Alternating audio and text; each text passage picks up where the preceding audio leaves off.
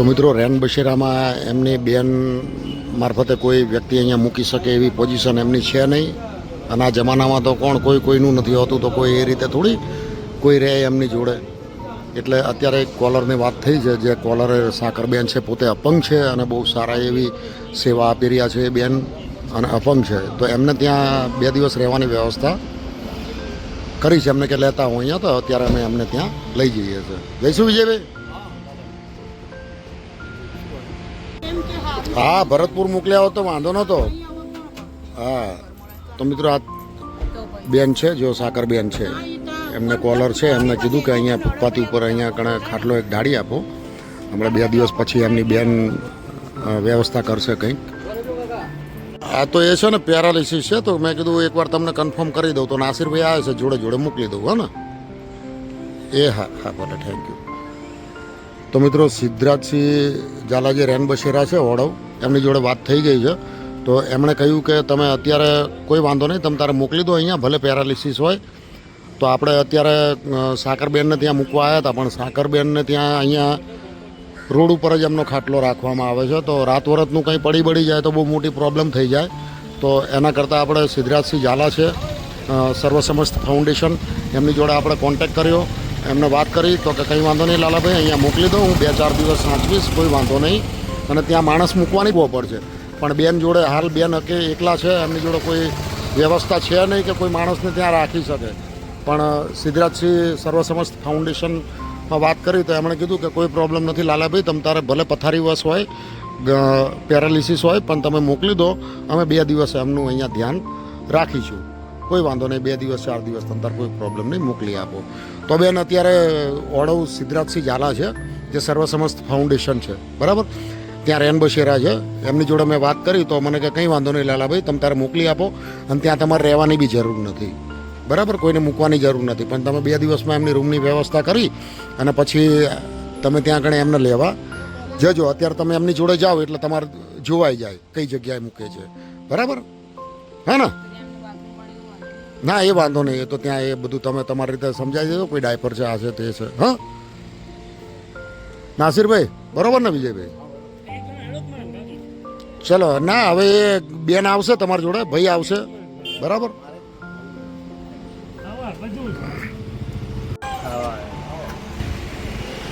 देखो वहाँ रहना है, वो साहब से बात हो गई है, वहाँ शांति से रहना, जो अपने होती है वो सेवा करना, ठीक है? आप कब मिलेगा? मैं आऊँगा फिर, है ना, वहाँ पे भेजो वांधो नहीं. हाँ वांधो नहीं.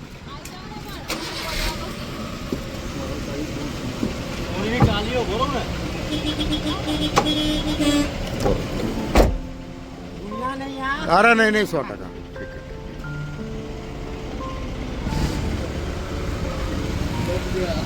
તો મિત્રો હવે પહેલાં એમને સિવિલ બોલાવ્યા, સિવિલથી પછી જગદીશભાઈ છે રેન બશેરા, ત્યાં લઈ આવ્યા. ચલો આવજો, હા ને, જોઈ લેજો રસ્તો બરાબર, ઠીક છે ને? કારણ કે હવે અમે ત્યાં આવતા નથી, હા ને, એટલે થઈ જશે બધું. વાત થઈ ગઈ મારે.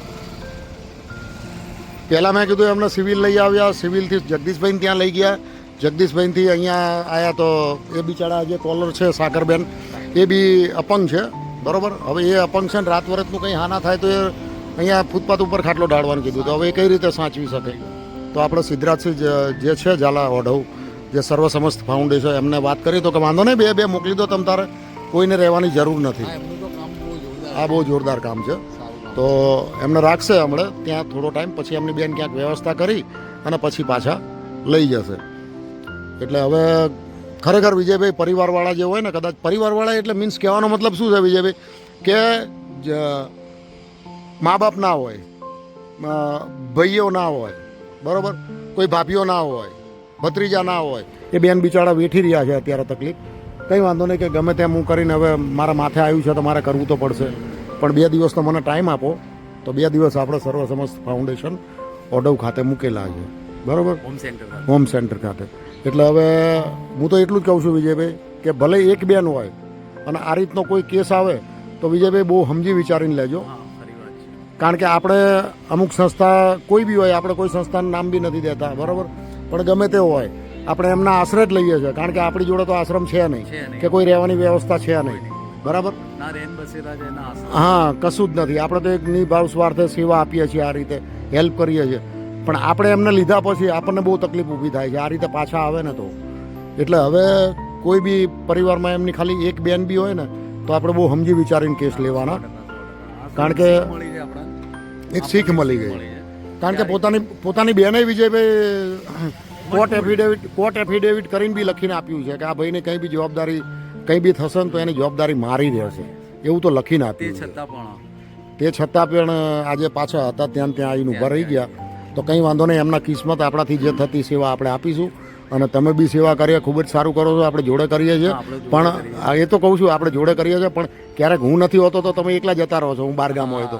પણ આવો કોઈ કેસ આવે ને તો હવે ધ્યાન રાખજો ભાઈ, હા, એ ખરું 100%. બરાબર ને. એ એક શીખ આપવાની જરૂર છે એમ. અને હું તો તમારી ગાઈડલાઇન્સ સિવાય તો કામ કરતો જ નથી. હા, ના ના, જરૂરી એવું નથી, કરી જ લો છો ભાઈ. કોલ કરી જ દઉં કે ભાઈ આવી વાત છે, આવી વાત આવું છે, case છે. હા. શું કરવું આના માટે? હા, પછી આપણે એને ડિસિઝન લઈએ. હા, પછી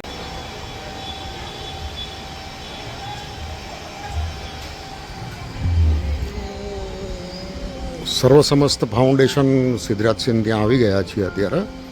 અને દીપકભાઈને જેમ મોકલ્યા હતા આપણે, તો તપાસ કરીશું એમની, દીપકભાઈની.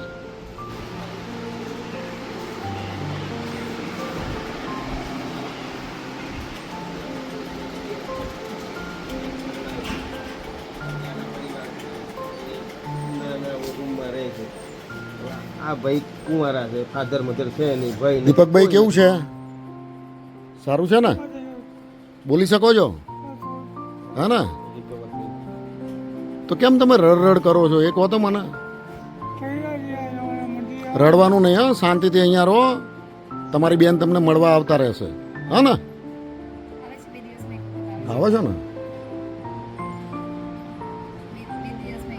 આમને જ્યારે બેન પહેલી વખત લીધા ને ત્યારે તો તમે હાલત જોઈએ, એમને બોલી નતા શકતા મોઢામાંથી, બહુ હાલત આ ખરાબ. ફૂટપાથ ઉપર રહ્યા, ફૂટપાથ ઉપરથી જ અમે લીધા હતા અમને. અને પછી અહીંથી ત્યાં આશ્રમમાં મોકલ્યા હતા, ત્યાંથી વિસનગર મોકલ્યા, ત્યાંથી ભરતપુર મોકલવાના હતા.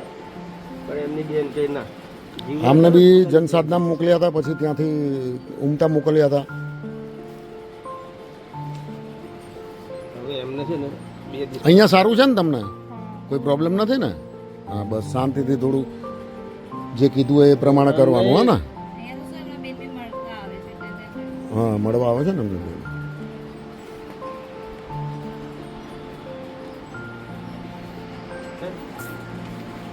તમારા બધાની સેવા છે સારી. તો મિત્રો જોયું આપણે સર્વસમસ્ત ફાઉન્ડેશન સિદ્ધરાજસિંહ ઝાલાને ત્યાં કણે આ દીપકભાઈને આપણે લાવ્યા છીએ. લગભગ ખાસો ટાઈમ થઈ ગયો અને અહીંયા એની ટ્રીટમેન્ટ બી ચાલુ છે અને સારું એવું સેવા કાર્ય કરે છે. સિદ્ધરાજસિંહ ઝાલા જે સર્વસમસ્ત ફાઉન્ડેશન છે, સારામાં સારી સેવા આપી રહ્યા છે સાહેબ. તો વિડીયોને લાઈક ને શેર ને સબસ્ક્રાઈબ જરૂર કરજો મિત્રો, જેથી કરીને આ રીતે કોઈ બિનવારસી હાલતમાં રોડ ઉપર પડી રહ્યું હોય તો એને પૂરતી સેવા મળી રહે. જય માતાજી, જય દ્વારિકાધીશ.